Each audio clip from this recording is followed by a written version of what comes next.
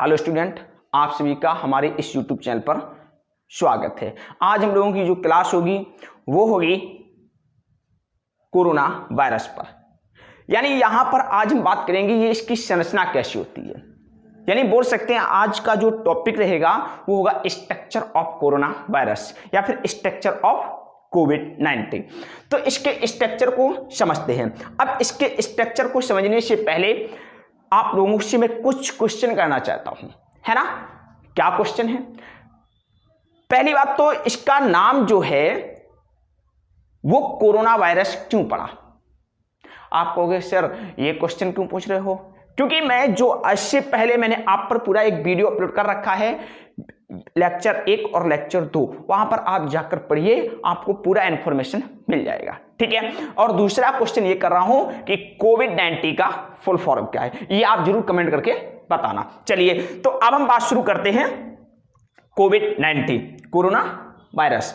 पहली बात तो ये है कि इसका स्ट्रक्चर कैसा होता है।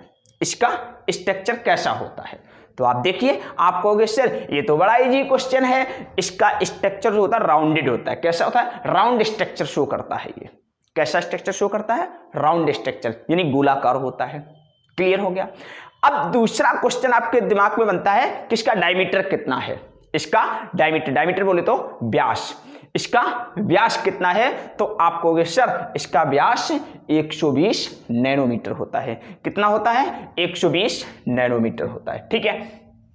अब मैं ये तो हमारे दो प्राइमरी क्वेश्चन थे, प्राथमिक क्वेश्चन थे, ठीक है। अब मैं आगे की पूरी प्रोसेस समझता हूं। यहां पर सबसे पहले आप देख रहे होगे इसमें एक विशेष संरचना देख रहे होगी, जिस प्रकार आप ये देख रहे हो। मैंने इसको प्रत्येक यहां पर स्ट्रक्चर में अलग कलर से शो किया हुआ है जिससे आपको स्पष्ट हो सके, ठीक है। इनको बोलते हैं स्पाइक। क्या बोल सकते हैं? स्पाइक। शॉर्ट में इसे हम एस से शो करते हैं। किससे शो करते हैं? एस से। अब ये जो स्पाइक होते हैं ये ग्लाइकोप्रोटीन से बने होते हैं। किससे बने होते हैं? ग्लाइकोप्रोटीन से बने होते हैं और इनको हम एस से शो करते हैं। इसके बाद दूसरा टॉपिक देखते हैं। दूसरा होता है मेम्ब्रेन। अब देखो यहाँ पे मेम्ब्रेन, याद रखना इंपॉर्टेंट, मेम्ब्रेन को मैंने येलो कलर से शो किया हुआ है, येलो कलर से, ठीक है। ये देखो मेम्ब्रेन रहा, ठीक है। ये क्या है? सारे के सारे ये मेम्ब्रेन है, ये ठीक है। क्या है? ये मेम्ब्रेन।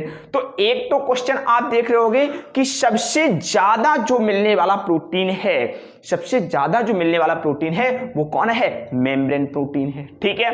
तो एक तो हो गया, इसको हम किससे शो करते हैं? एम से शो करते हैं। तो एक तो हो गया स्पाइक प्रोटीन, दूसरा हो गया मेम्ब्रेन प्रोटीन। ये सभी किससे रहते हैं? ग्लाइकोप्रोटीन से बने होते हैं। अब आप देख रहे होगे यहां पर इनेवलप, ये भी देखिए, इसको मैंने ब्लू कलर से शो किया हुआ है, ठीक है।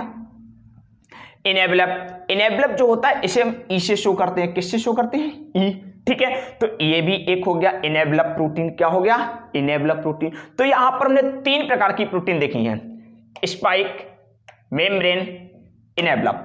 अब इन तीनों में सबसे ज्यादा कौन है तो आप कहोगे सबसे ज्यादा सर होती है मेम्ब्रेन। कौन होती है? मेम्ब्रेन होती है।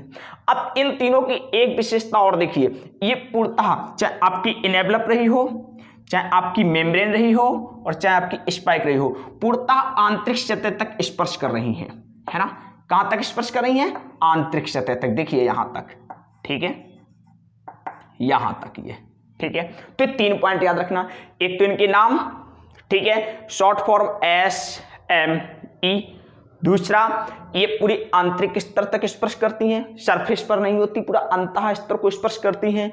और तीसरा बिंदु याद रखना, सबसे ज्यादा जो होती है वो मेम्ब्रेन। नंबर में सबसे ज्यादा कौन सी प्रोटीन होती है? मेम्ब्रेन होती है। अब मैं तीसरा अगला बिंदु देखता हूं। अब देख रहे होगे HE। क्या है? HE, इसे हम बोलते हैं हेमाग्लूटिनिन एस्टर रे। क्या बोल सकते हैं? हेमाग्लूटिनिन एस्टर रे। ये जो होती है सरफेस पर होती है। देखो ध्यान से, कहां तक होती है? जिससे मैंने रेड कलर से शो किया हुआ है, सरफेस पर होती है। कहां होती है? सरफेस पर होती है। याद रखना, किस पर होती है? सरफेस पर होती है। तो ये चारों प्रोटीन की बात हो गई। शॉर्ट फॉर्म में बोल रहा हूं SME और HE, ठीक है। सॉरी। इसके बाद अगला जो दिया गया हुआ है न्यूक्लियोकैप्सिड। बहुत ध्यान से समझना यहाँ पे, न्यूक्लियो कैप्सिड। अब न्यूक्लियो कैप्सिड क्या होता है, इसको हम एन से शो करते हैं, इसका शॉर्ट फॉर्म क्या होता है, एन। तो जो न्यूक्लियो कैप्सिड है, क्या है, न्यूक्लियो कैप्सिड, ये देखिए ये क्या है, जगह जगह तुमको ये दिख रहा होगा, ये सब क्या है, न्यूक्लियो कैप्सिड। ये क्या करता है, इसका जो कोरोना वायरस का जो जेनेटिक मटेरियल है, जेनेटिक मटेरियल क्या हुआ, आरएनए, कौन सा होता है, जेनेटिक मटेरियल क्या होता है, आरएनए होता है, उसको सुरक्षा प्रदान करता है। क्या प्रदान करता है, सुरक्षा प्रदान करता है। तो यदि आपसे कोई पूछता है कि कोरोना वायरस के जेनेटिक मटेरियल को या कोरोना वायरस के आनुवांशिक पदार्थ को या कोरोना वायरस में पाए जाने वाले आरएनए को सुरक्षा प्रदान करने का कार्य कौन करता है, तो शॉर्ट फॉर्म में क्या बोल सकते हो, एन, और पूरा नाम क्या है, न्यूक्लियो कैप्सिड है। क्या है, न्यूक्लियो कैप्सिड। तो ये न्यूक्लियो कैप्सिड पाए जाते हैं। और न्यूक्लियो कैप्सिड किस प्रकार दिखेंगे, आप कहोगे सर ये हमको मोती सदृश दिखाई देते हैं। कैसे दिखाई देते हैं, मोती सदृश। अब यहाँ पे मोती सदृश, और इस पूरी की पूरी संरचना किसके सदृश दिखाई देती है, एक माला के सदृश दिखाई देती है। माला के सदृश मतलब क्या हुआ, माला में जो मोती हो गए, जो माला में जो मोती होते हैं वो हो गए आपके न्यूक्लियो कैप्सिड, और माला में जो धागा होता है वो हो गया आपका आरएनए। तो ये एक माला सदृश संरचना दिखाई देती है, ठीक है। और ये न्यूक्लियो कैप्सिड क्या करते हैं, आरएनए को सुरक्षा प्रदान करते हैं। अब इसका जो आरएनए है, जिसे हम जेनेटिक मटेरियल बोलते हैं, ये कैसा होता है, तो positive charge single stranded RNA. क्या होता है, positive charge single stranded RNA. ये मैं पिछले वीडियो में बता चुका हूं, ठीक है। तो इसका जेनेटिक मटेरियल है important positive charge single stranded RNA है। अच्छा, आप कहोगे sir positive charge single stranded RNA का मतलब क्या है। देखिए पहली बात तो सिंगल स्ट्रैंडेड आरएनए का मतलब है ये जो आरएनए है वो सिंगल स्ट्रैंडेड है। पहली बात तो एक ये हो गई। दूसरा पॉजिटिव का मतलब होता है, दो प्रकार के होते हैं, पॉजिटिव और नेगेटिव। पॉजिटिव और नेगेटिव में पॉजिटिव ज्यादा घातक होते हैं जबकि नेगेटिव अपेक्षाकृत कम घातक होते हैं। ये ज्यादा घातक क्यों होते हैं, क्योंकि ये होस्ट सेल यानी जिस कोशिका के अंदर पहुंच जाते हैं वहां पर अपना आनुवांशिक पदार्थ बनाने की क्षमता स्वयं रखते हैं, ठीक है। या फिर आप ये बोल सकते हो अपने प्रोटीन निर्माण करने की क्षमता स्वयं रखते हैं, ठीक है। इसके विषय में डिटेल हम पढ़ेंगे जब हम लोग जेनेटिक मटेरियल पर बात करेंगे, वहां पर इसके विषय में डिटेल में बात की जाएगी।